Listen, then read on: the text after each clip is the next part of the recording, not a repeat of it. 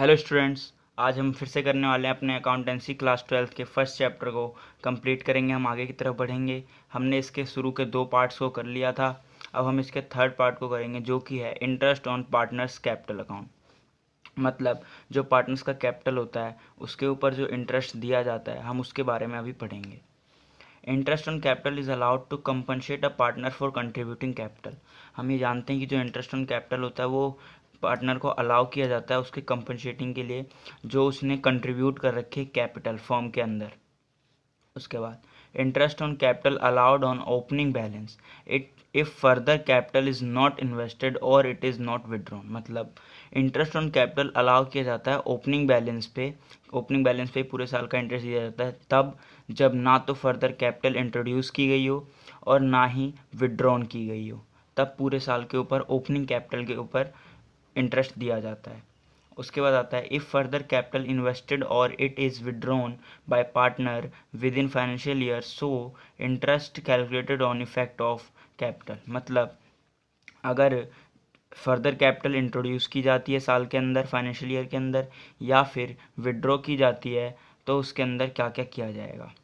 उसके अंदर for example a partner contribute 10 lakh in starting of financial year and he withdraw 3 lakh on July 1 and invest more capital on at October 1 which is 7 lakh so interest is calculated. कैसे किया जाएगा, जैसे कि starting में partner की जो कैपिटल थी वो 10 लाख थी फाइनेंशियल ईयर के स्टार्टिंग में, बट उसने जुलाई 1 को 3 लाख रुपए विड्रॉ कर लिए हैं और साथ ही उसने अक्टूबर 1 को 7 लाख रुपए उसमें इन्वेस्ट कर दिए हैं। तो उसे इंटरेस्ट ऑन कैपिटल किस तरीके से कैलकुलेट किया जाएगा। मान लेते हैं हमारा इंटरेस्ट रेट 10% है, तो इंटरेस्ट कैसे कैलकुलेट होगा। सबसे पहले हम इंटरेस्ट उसको देंगे जो उसका 10 लाख ओपनिंग बैलेंस था उसके ऊपर जस्ट 3 मंथ्स का अप्रैल मई एंड जून, ये 3 मंथ्स का इंटरेस्ट देंगे। तो उसका कैलकुलेशन कैसे होगा, 10 लाख इंटू 10/100 इंटू 3/12 प्लस में उसके बाद जुलाई 1 के बाद से अक्टूबर 1 तक का जो इंटरेस्ट बनेगा उसका।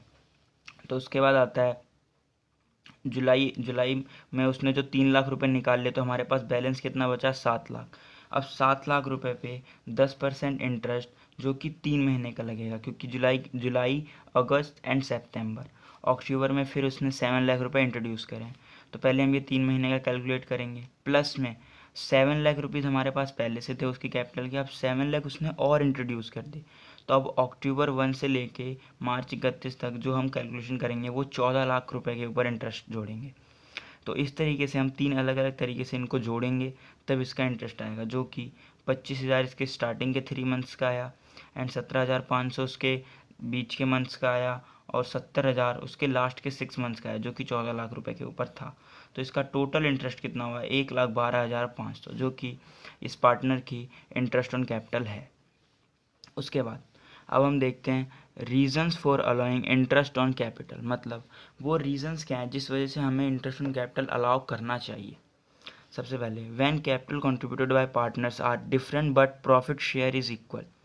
क्योंकि जब मान लेते हैं हम किसी फर्म के अंदर 3 पार्टनर्स हैं, उन्होंने कंट्रीब्यूट कर रखी है कैपिटल, तो उसमें हो सकता है किसी ने 5 लाख करी हो, किसी ने 3 लाख करी हो, किसी ने 2 लाख करी हो, बट जो उनका जो रेशो है प्रॉफिट शेयरिंग रेशो है वो इक्वल है। तो उन्हें प्रॉफिट तो इक्वल मिलेगा एट द एंड, बट जो ए मान लीजिए ए पार्टनर ने जो 5 लाख रुपए डाल रखे हैं वो बाकी पार्टनर से 1 लाख 2 लाख एक्स्ट्रा हैं, तो उसका उसको बेनिफिट मिलना चाहिए कि उसने ज़्यादा पैसा हमारी फर्म के अंदर डाल रखा है। तो उसमें जब हम इंटरेस्ट ऑन कैपिटल देते हैं तो उसके ज़्यादा अमाउंट के ऊपर इसको इंटरेस्ट मिलता है, तो ये हम उसके लिए ज़रूरी होता है। उसके बाद आता है when capital contributed by partner are not same and profit share is also not same. मतलब जब पार्टनर ने जो कंट्रीब्यूट कर रखी है कैपिटल साथ ही जो उसका प्रॉफिट शेयर है वो भी उनके इक्वल नहीं है। मतलब किसी पार्टनर ने जो कंट्रीब्यूट कर रखी है कैपिटल वो तो काफ़ी ज़्यादा है, बट जो उनका प्रॉफिट शेयर रेशो है वो अलग अलग तरीके से वो भी सेम नहीं है, वो अलग अलग है, तो उसका प्रॉफिट शेयर भी कम है। तो अगर उसने ज़्यादा कैपिटल लगा रखी है तो उसको इंटरेस्ट मिलना चाहिए ताकि उसके लिए वेलफेयर हो। उसके बाद आता है capital increases the earning capacity of the firm. मतलब जो कैपिटल होती है, जो मतलब पार्टनर्स ने कैपिटल लगा रखी है, वो जो है हमारे फर्म की जो अर्निंग कैपेसिटी है उसको बढ़ाती है। क्योंकि मेनली जो वर्क किया जाता है, जो भी हम प्रोडक्ट बनाएंगे, उसके लिए हमें कैपिटल बहुत ज़्यादा ज़रूरी होती है। तो वो हमारे मतलब जो अर्निंग कैपेसिटी है उसको बढ़ाती है, तो पार्टनर को उसके ऊपर इंटरेस्ट मिलना ज़रूरी होता है। उसके बाद आता है provisions relating to interest on capital, मतलब जो इंटरेस्ट ऑन कैपिटल दिया जाता है उसके रिलेटेड कुछ प्रोविजंस भी होते हैं। जैसे partnership deed does not provide, मतलब पार्टनरशिप डीड में हमने नहीं बोल रखा कि हम इंटरेस्ट ऑन कैपिटल देंगे, तो जाहिर सी बात है हम इंटरेस्ट ऑन कैपिटल नहीं देंगे क्योंकि हमने पार्टनरशिप में डिसाइड नहीं कर रखा। उसके बाद आता है partnership deed silent about interest is charge और एप्रोप्रिएशन, मतलब जो पार्टनरशिप डीड है उसने ये तो बोल रखा है कि इंटरेस्ट ऑन कैपिटल दिया जाएगा, बट ये नहीं बोल रखा वो चार्ज अगेंस्ट प्रॉफिट है या चार्ज अगेंस्ट एप्रोप्रिएशन है। तो इसके अंदर क्या होगा, जो अगर लॉस होता है हमारी फर्म को तो इंटरेस्ट नहीं दिया जाएगा, अगर लॉस होता है तो इंटरेस्ट नहीं दिया जाएगा। और अगर ये होता है कि सफिशिएंट प्रॉफिट है, प्रॉफिट हुआ लेकिन वो भी सफिशिएंट है, मतलब हमारे पास अच्छा खासा प्रॉफिट है कि हम जितना हमने रेट डिसाइड कर रखा है उस परसेंटेज पे भी हम उसको इंटरेस्ट दे सकते हैं, तो हम दे देंगे। यही अगर ये होता है कि अनसफिशिएंट प्रॉफिट, मतलब हमारे पास जो प्रॉफिट है वो उतना प्रॉफिट नहीं है जितना उनको इंटरेस्ट देना है। मान लेते हैं इंटरेस्ट टोटल अगर 25,000 का आ रहा है और हमारे पास अवेलेबल प्रॉफिट ही 15,000 बचा है, तो हम उन्हें नहीं दे सकते। लेकिन इसके अंदर क्या होता है, जो उनको इंटरेस्ट दिया जाता है, मतलब वो दिया जाता है जो उनके इंटरेस्ट का रेशो है, उस रेशो में जो हमारा सफिशिएंट प्रॉफिट जो बचा हुआ है, मतलब जो बचा हुआ प्रॉफिट है उसको दिया जाएगा। जैसे इस केस में उसके पास 15,000 रुपये प्रॉफिट, 15,000 रुपये प्रॉफिट बचा हुआ है, लेकिन जो जो उनका इंटरेस्ट टोटल आया है वो 25,000 का है। लेकिन उसमें जो था, एक पार्टनर का 15,000 रुपये इंटरेस्ट था, एक पार्टनर का 10,000 रुपये इंटरेस्ट था, तो इन दोनों का रेशो कितना हुआ, 3:2। तो उस 15,000 रुपये अमाउंट को हम इसको 3:2 में इनको डिवाइड कर देंगे, इनको प्रॉफिट दे देंगे। उसके बाद इसकी जर्नल एंट्री देख लेते हैं। जर्नल एंट्री क्या होती है, जनरल एंट्री में interest on capital account debit to partners capital और करंट अकाउंट, जो पार्टनर्स का कैपिटल या फिर करंट कैपिटल अकाउंट तब जब हमारा फ्लक्चुएशन कैपिटल अकाउंट मेथड है, और करंट अकाउंट तब जो हमारा फिक्स्ड कैपिटल अकाउंट मेथड है, तो उन्हें इंटरेस्ट ऑन कैपिटल दिया जाता है। तो उनके जो पार्टनर्स कैपिटल या फिर करंट अकाउंट होता है उसके क्रेडिट साइड में हम इसको दे देते हैं। उसके बाद इसको क्लोज किस तरीके से किया जाता है इंटरेस्ट ऑन कैपिटल को, तो इसको किया जाता है P&L appropriation account debit to interest on capital account. P&L appropriation account में इसको एज एन एक्सपेंस बुक कर लिया जाता है। उसके बाद आता है डिटरमाइनिंग ओपनिंग कैपिटल। ये बहुत इंपॉर्टेंट है, अगर आप आपके जैसे 3 मार्क्स के क्वेश्चन में ये आने के चांसेस होते हैं कि आपको ओपनिंग कैपिटल्स वगैरह निकालनी होती है, P&L एप्रोप्रिएशन जिसके अंदर आपको बनाना होता है, तो उसमें ओपनिंग कैपिटल निकाल के ही आप उसके ऊपर इंटरेस्ट लगाते हैं। क्लोजिंग कैपिटल आपको दी जाती है। जैसे अगर इफ़ कैपिटल आर फिक्स्ड, मतलब जो कैपिटल्स हैं वो फिक्स्ड हैं, तो इसके लिए क्या करना है, इसके लिए करना है capital at the end of year, मतलब जो आपको क्लोजिंग कैपिटल क्वेश्चन के अंदर प्रोवाइडेड है। एड विड्रॉल ऑफ कैपिटल, मतलब पूरे साल के अंदर विड्रॉल कितना किया है उस पार्टनर ने कैपिटल में से। उसके बाद लेस एडिशनल कैपिटल इंट्रोड्यूस, मतलब जो उसने एडिशनल कैपिटल कितना उसने इंट्रोड्यूस करा है विद इन ईयर। उसके बाद आता है जो बचता है वो आपका होता है capital in the beginning of year, मतलब आपका जो ओपनिंग कैपिटल है वो आ जाता है। ये बेसिकली जैसे कि इसके अंदर जब आपको अगर क्लोजिंग कैपिटल निकालने को दी जाए तो आप क्या करेंगे, ओपनिंग कैपिटल में ऐड करेंगे जो कैपिटल इंट्रोड्यूस हुई है, उसके बाद माइनस करेंगे जो विड्रॉल हुई है कैपिटल, उसके बाद फिर आपकी क्लोजिंग कैपिटल आएगी। तो इसमें जब हम ओपनिंग कैपिटल निकालते हैं तो इसमें रिवर्स कैलकुलेशन चलता है।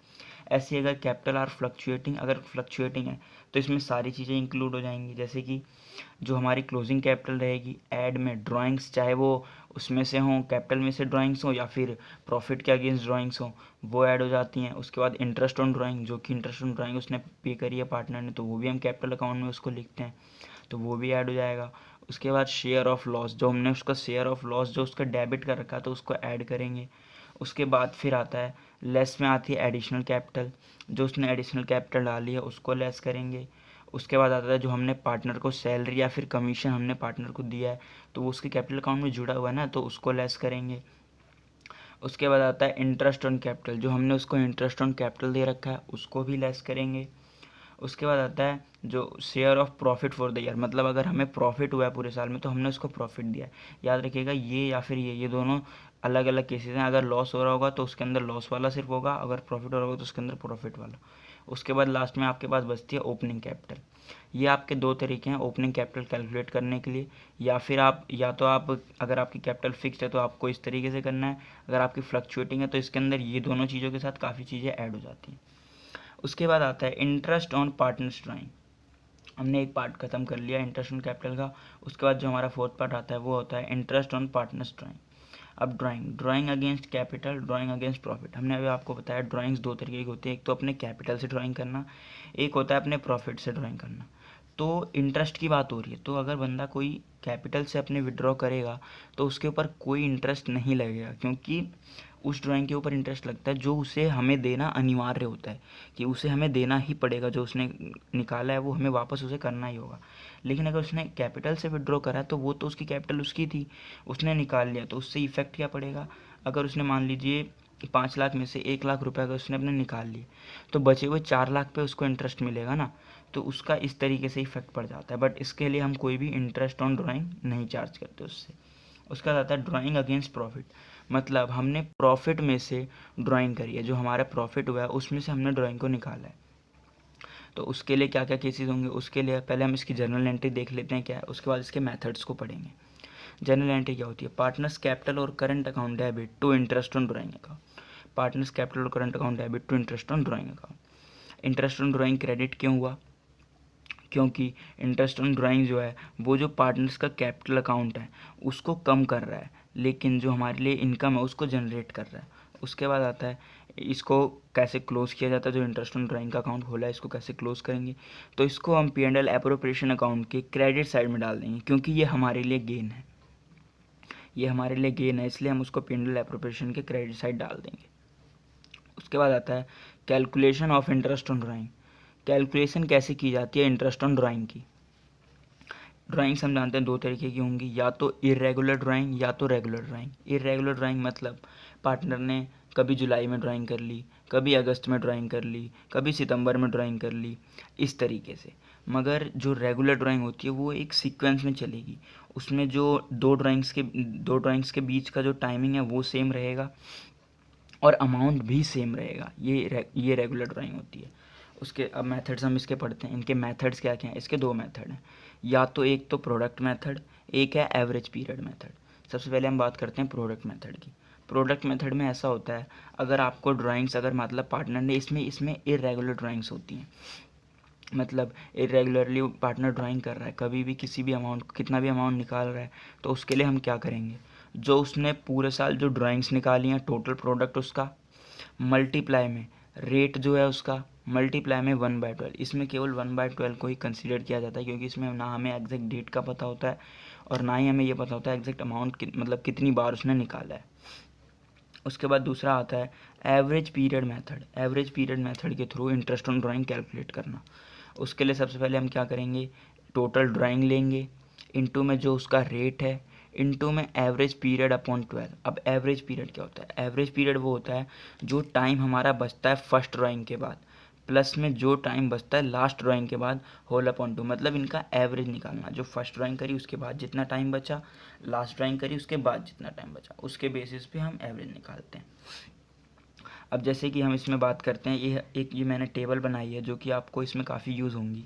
जैसे कि ड्राइंग्स होती हैं, या तो वो हर महीने कर सकता है, या तो क्वार्टरली कर ले, या तो स्टार्टिंग के 6 मंथ्स में कर ले, या तो लास्ट के 6 मंथ्स में कर ले। अगर वो एवरी मंथ एट बिगिन करता है, एवरी मंथ बिगिन में करता है, तो उसका 6.5 है वो रेट आएगा, जो उसका एवरेज पीरियड आएगा वो उसका आएगा 6.5। उसके बाद अगर वो एट मिडल करता है तो वो आएगा उसका 6। अगर वो एट द एंड करता है तो उसका आएगा 5.5। अब ये आएगा कैसे, जैसे अगर उसने एट बिगिन करी एवरी मंथ, यानी उसकी फर्स्ट ड्राइंग कब होगी, 1 अप्रैल को। 1 अप्रैल को ड्राइंग करने के बाद उसके पास कितने मंथ्स बचे, टोटल 12 मंथ्स बचे हैं 31 मार्च तक। उसके बाद वो लास्ट ड्राइंग कब करेगा, 1 मार्च को। 1 मार्च को ड्राइंग करेगा तो उसका इंटरेस्ट उसके कितना बचेगा, कितने मंथ बचेंगे, 1 मंथ बचेगा। तो 12 + 1/2 यानी 6.5। अब यही अगर वो एट द मिडल करे यानी पहली ड्राइंग कब रहेगा, 15 अप्रैल को करेगा। 15 अप्रैल को करेगा तो उसके बाद बच्चे कितने, 11.5 महीने। और वही वो लास्ट ड्राइंग कब करेगा, 15 मार्च को करेगा। 15 मार्च को करेगा वो जो 11.5 महीने और आधा महीना ये, तो कितने हुए टोटल 12 महीने। 12 महीने डिवाइडेड बाय 2 6 मंथ्स, यानी अगर वो एट मिडल करता है एवरी मंथ तो उसको 6 उसका एवरेज पीरियड आएगा। और यह वही वो एट द एंड करता है, मतलब अगर वो फर्स्ट ड्राइंग करेगा वो कब करेगा, 30 अप्रैल को। और उसके बाद टाइम कितना बचेगा, 11 मंथ्स का। और लास्ट ड्राइंग कब करेगा, 31 मार्च को। तो उसके बाद तो टाइम ही नहीं बचेगा। तो उसके बाद 11 डिवाइड बाई 2, 5.5 इसका आ जाएगा एवरेज पीरियड। ऐसे इसमें क्वार्टरली देखा जाता है। क्वार्टरली में क्या होगा कि वो जो एट बिगिन करने, यानी फर्स्ट क्वार्टरली हम जानते हैं क्वार्टर 4 क्वार्टर्स होते हैं। एक फाइनेंशियल ईयर के अंदर 4 क्वार्टर्स होते हैं जिसमें 3-3 मंथ्स का गैप होता है। सबसे पहले अगर वो एट बिगिन करता है क्वार्टरली, तो सबसे पहले ड्राइंग करेगा वो 1 अप्रैल को।